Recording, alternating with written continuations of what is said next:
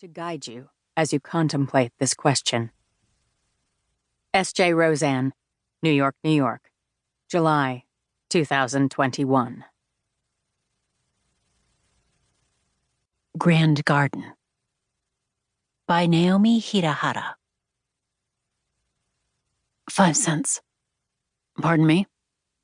5 cents, mister. I jumped in to help my mother. The mustached patron wore a blinding white suit with a navy blue string tie fastened around the collar of a striped shirt.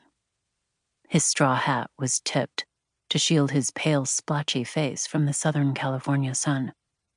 Grasping his elbow was a proper madam with a bouffant hairstyle and a long pink flowing dress. Over her shoulder she balanced a pastel yellow parasol, long tassels hanging off of its edges.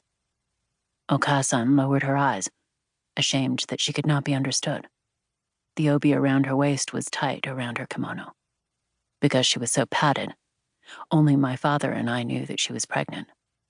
My father insisted that she continue to work because most visitors to the Grand Garden in Pasadena, California, expected to see a Japanese woman in a kimono. The patron placed 2 nickels on our wooden counter. My mother slowly picked up 1 coin at a time, placing them into the far left compartment of the money box that the owner had provided for us. My mother was a woman of few words, which made me pay attention to her every time she spoke. "What an enchanting place," the madam said, admiring the moon bridge over our goldfish pond, beside a pathway lined with cherry blossom trees. "I never knew this existed." A high fence hid the public from our world. Our garden was flanked by young pine trees. Their branches extended like arms, reaching out for help. Down in a valley was a dark brown Japanese-style wooden house. "Does anyone live there?" she asked, loosening the grip on her umbrella. By this time, my father had arrived from trimming one of the pine trees.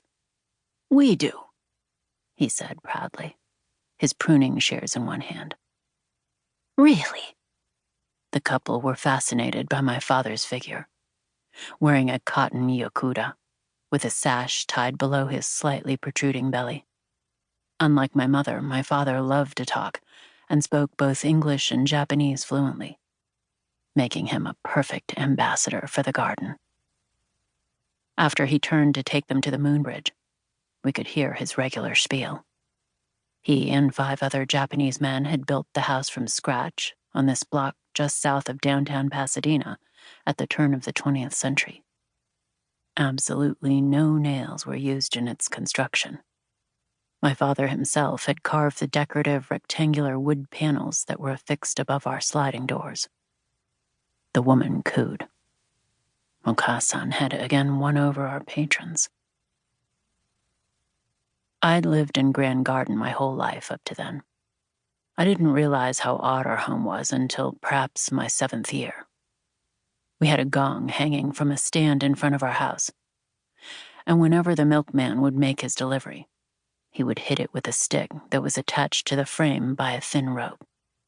He didn't have to do that, but I think he got a thrill from making a sound that reverberated through the pine and cherry blossom trees and down the streets of Fair Oaks in California, which were lined with parked Model Ts.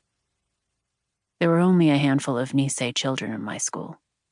One was the son of a laundryman in downtown Pasadena, a few blocks north. The business took up the first floor of his building. In the back were Japanese women, their faces flushed from the heat, bent over ironing boards that flipped out from the wall.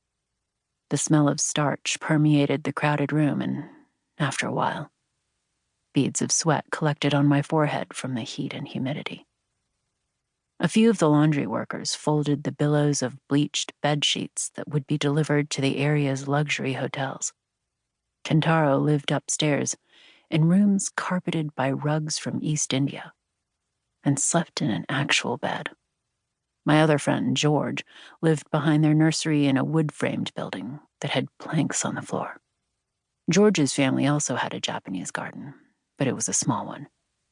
A point of pride for his father, but no one else in the family. Both Kentaro and George